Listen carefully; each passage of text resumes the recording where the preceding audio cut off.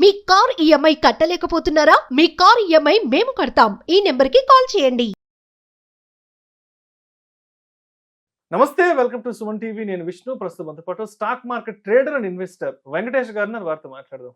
Sir Venkatesh గారు నమస్తే. Sir నమస్తే అండి విష్ణు గారు. సార్ వెంకటేష్ గారు, చూస్తున్నాం కదా గత 2 రోజుల నుంచి అదానికి సంబంధించిన వ్యవహారం అటు దలాల్ స్ట్రీట్ ని మొత్తం అసలు షేక్ చేసేసింది. అసలు ఒక్కసారి అదానికి సంబంధించి సాగర్ అదానికి సంబంధించి ఎటువంటి డీల్స్ వాళ్ళు అంటే ఎటువంటి వ్యవహారాలు ఇన్వాల్వ్ అయ్యి ఒకసారి మన ఆడియన్స్ డీటెయిల్ గా మాట్లాడుకుందాం. ఎస్. సో బేసిక్గా ఇక్కడ ఇద్దరు ఇన్వాల్వ్ అయి ఉన్నారండి. ఒకళ్ళు Gautam Adani, his head of total Adani enterprises, and Sagar Adani is his brother's son. So he is actively involve in this whatever current ఇష్యూలో ఎక్కువ ఇన్వాల్వ్ అయింది Sagar Adani. But Adani is the face of Adani, Gautam Adani is the face of Adani group. So వీళ్ళిద్దరూ on behalf of Adani అనుకోవచ్చు, లేదా on his own అనుకోవచ్చు.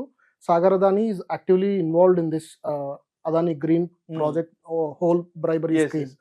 Yes, he actively met and వాళ్ళతో కలిసి Indian government లో ఉన్న అఫీషియల్స్ కావచ్చు, couple of chief ministers which were mentioned in the US DOJ filing, personal గా కలిసి మరి సాగర్ అదానీ జరిగింది. మనకు వచ్చేసరికి as far as I remember, July 2021లో ఫస్ట్ ఒడిషా గవర్నమెంట్ తో పర్చేజ్ అగ్రిమెంట్ చేసుకున్నారు ఫర్ 500 మెగావాట్స్.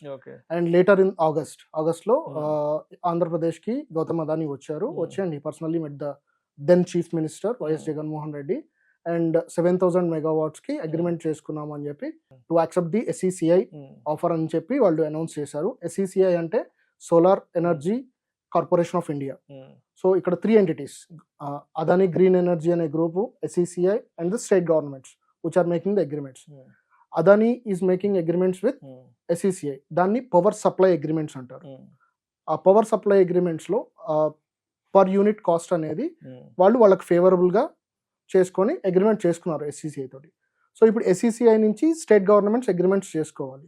బట్ దీ స్టేట్స్ అన్ని కూడా ఇది ప్రైజింగ్ ఎక్కువగా ఉంది, నార్మల్ మార్కెట్ స్టాండర్డ్ కన్నా కూడా we are not ready to make the agreements అన్న రిఫ్యూజల్ వచ్చినప్పుడు then they started meeting them personally, and then వాళ్ళకి ఇన్సెంటివైజ్ చేయటము, ఎంకరేజ్ చేయడం కోసం to get the agreement completed, వీళ్ళకి ఇన్సెంటివైజింగ్, బ్రైబింగ్ జరిగింది. And so later on they agreed somehow. Few states, as far as the report goes, 4 states agree అయినాయి. One is Andhra Pradesh, and the other one is Odisha, and the other one is Chhattisgarh. So అయితే ఇప్పుడు వస్తున్న అభియోగాలు అంటే ముఖ్యంగా సాగర్ అదానీ చుట్టూ కూడా ఎక్కువగా వస్తున్నాయి. అంటే సాగర్ అదానికి సంబంధించిన సెల్ ఫోన్ లో గత ప్రభుత్వాల హయాంలో ఎటువంటి డీల్స్ జరిగాయి, ఏంటి, ఎవరెవరికి ఎంతెంత లంచాలు పంపించాలి ఏంటన్న ఆ డీల్స్ కు సంబంధించిన మెసేజ్లు, స్క్రీన్ షాట్లన్నీ కూడా సాగర్ అదానీ మొబైల్లో ఉన్నాయి. ఇప్పుడు ఆ మొబైల్ ని కూడా హ్యాండ్ ఓవర్ చేసుకున్నారు కూడా. సో మొత్తంగా చెప్పాలంటే ఇది మొత్తం నడిపించింది సాగర్ అదానీ అంటూ కూడా మనకి ప్రముఖంగా వార్తలు. చాలా చిన్న చాలా యంగ్ ఏజ్ సాగర్ అదానీ చూస్తుంటే. ఆయన కేవలం 30 సంవత్సరాలు. సో ఆయన సొంతంగా చేశారా, లేకపోతే ఆ ఫ్యామిలీ గ్రూప్ కాబట్టి ఆ గ్రూప్ పుష్ తోటి చేశారా అనేది మనకి we can't decide that. But he was actively involve. ఆయన అయితే యాక్టివ్ గా ఇన్వాల్వ్ అయ్యారు కమ్యూనికేషన్స్ లో, మెయిల్స్ లో. And there was another company, Azure and Adani green energy limited. These 2 are the companies involved in this whole bribery scam. So ఇట్లా agreement కూడా ఎలా చేసుకున్నారు అంటే, as far as the conversations from his mobile, 2/3 of the money for the bribe is to be from Adani Green, and 1/3 is from Azure. That was the agreement they made internally. So ఇప్పుడు మొత్తంగా అదాని వ్యవహారం అంతా కూడా market లో చాలా disturbance create చేసింది కాబట్టి Adani stocks లో కూడా మనం ఇండివిజువల్ గా చూస్తే 10 to 20% వరకు ఫాల్ చూసాం కాబట్టి, so investors point of view నుంచి మరి ఈ టైంలో మన డెసిషన్ మేకింగ్ ఎలా ఉండాలి, ఏ విధంగా ఆలోచించాలంటారు అసలు? సో ఆల్రెడీ షేర్ హోల్డింగ్ ఉంటే so they need to be cautious about their holdings. లేదు కొత్తగా ఇప్పుడు అదానీ స్టాక్స్ కొనవచ్చా అనే క్వశ్చన్కి అయితే మాత్రం మనకి NSE అండ్ BSE లో కలిపి దాదాపుగా 6,000 స్టాక్స్ లిస్ట్ అయి ఉన్నాయి. So these are 10-15 are from Adani stocks. మనకు అన్ని ఉన్నప్పుడు why we need to go for only Adani stocks? ఎందుకంటే చాలా ఎక్కువ వోలటాలిటీ ఉంటుంది, and the risk of losing money is more. And volatility ఎక్కువ ఉంటే risk of losing money is more, be it Adani or any other stock.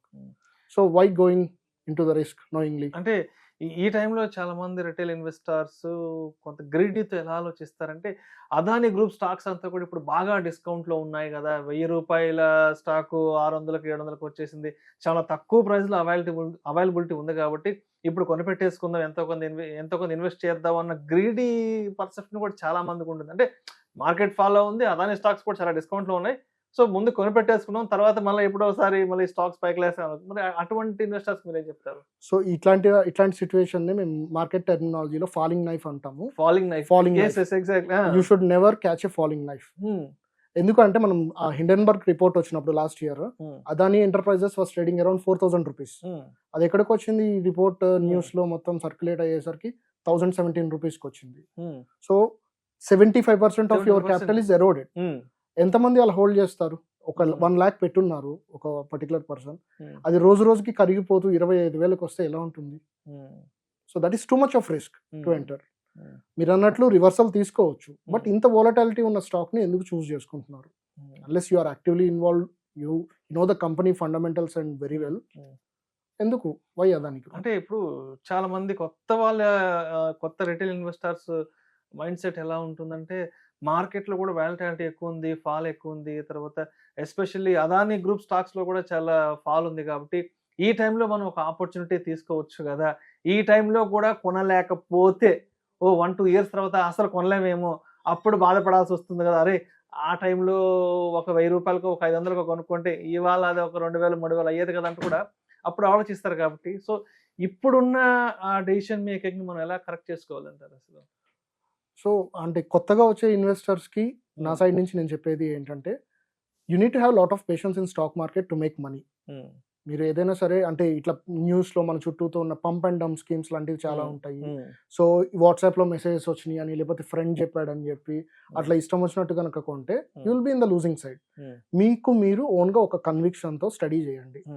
Okay, technicals time పట్టినా కూడా మీరు ఒక స్క్రీన్ టైం ఇచ్చి, ఎందుకంటే మీరు ఎక్కడో హార్డ్ అండ్ మనీ తీసుకొచ్చి మార్కెట్లో పెడతారు. Market is nothing but another form of investment. Real estate తెలిసిన వాళ్ళు రియల్ ఎస్టేట్లో ఇన్వెస్ట్ చేస్తారు. ఇంకొకటి కన్స్ట్రక్షన్ బిజినెస్ ఉన్న వాళ్ళు కన్స్ట్రక్షన్లో ఇన్వెస్ట్ చేస్తూ ఉంటారు. Market is also another form of such investment. So దీన్ని ఒక ఇన్వెస్ట్మెంట్ ఇదిలాగా చూసుకోవాలి.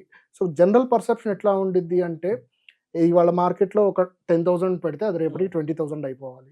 మనకి ఏ ఫీల్డ్లోనూ అవ్వదు. ఇప్పుడు ఒక ఇల్లు కొనుక్కున్నాము, ఆ ఇల్లు మనకి వాల్యూ పెరగడానికి ఎంత టైం పడుతుంది? లేదా ఒక ప్లాట్ లాంగ్ రన్ ఉంటుంది దానికి. ప్లాట్ కొంటాము ఎక్కడో, సో ఒక అవుట్లే చూసుకొని ఒక ఇక్కడికి డెవలప్మెంట్ వస్తుంది అన్న ఉద్దేశంతో కొంటాము.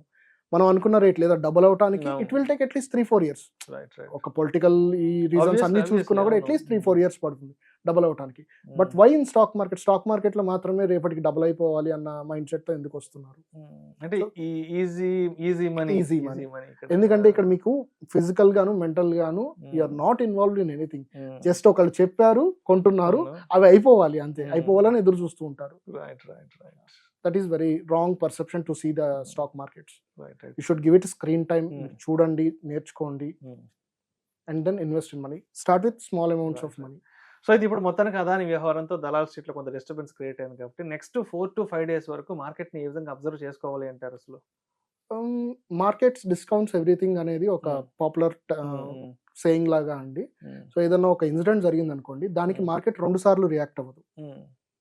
ఓకే, సో ఇప్పుడు నిన్న ఎర్లీ మార్నింగ్ న్యూస్ వచ్చింది, యూఎస్ లో ఫైలింగ్ జరిగింది, యూఎస్ డిఓజే అండ్ ఎస్ఈసి ఫైలింగ్ జరిగింది. ఆ ఫైలింగ్ న్యూస్ లోకి రాగానే నిన్నంతా కూడా కరెక్ట్ అయింది. And today they were trading normal 1-2% అటు ఇటు ట్రేడ్ అవుతూ ఉన్నాయి. So market has discounted it already. But only thing to be cautious ఏంటి అంటే, previous incidents were from private entities. Hindenburg report కావచ్చు, ఇంకొకటి కావచ్చు, అవి ప్రైవేట్ ఎంటిటీస్ నుంచి వచ్చింది. But this is from డిఓజే it self, US government and డిఓజే and SEC. So this will be A prolonged procedure. So మళ్ళీ news లో రిపీట్ అయ్యే అవకాశం ఉంది డెఫినెట్ గా. సో ఆ రిపీట్ అయ్యే ప్రతిసారి, అది ఏదైనా కొత్త విషయం బయటకు వచ్చే ప్రతిసారి కొంత వాలటాలిటీ అనేది కనిపిస్తుంది అదాని స్టాక్స్ లో. Thank you so much sir. Thank you so much Venkatesh గారు. అదాని వ్యవహారంలో సాగర్ అదాని ఎటువంటి డీల్స్ లో ఇన్వాల్వ్ అయ్యాడు ఏంటి, ఇంకా ఇది ఎంతవరకు ఈ వ్యవహారం ఇంకా దలాల్ స్ట్రీట్లో ఎంతవరకు ముందుకెళ్లే అవకాశం ఉంది, అదేవిధంగా ఈ మార్కెట్ వాలటాలిటీలో ఇన్వెస్టర్స్ అనే వాళ్ళు ఎటువంటి వ్యూహంతో ముందుకెళ్ళాలి అనే అంశం గురించి చాలా చక్కగా తెలియజేస్తారు. Thank you so much sir. Thank you. Suman టీవీలో మీ పర్సనల్ అండ్ బిజినెస్ ప్రమోషన్స్ కోసం కింది నెంబర్కి కాంటాక్ట్ చేయండి.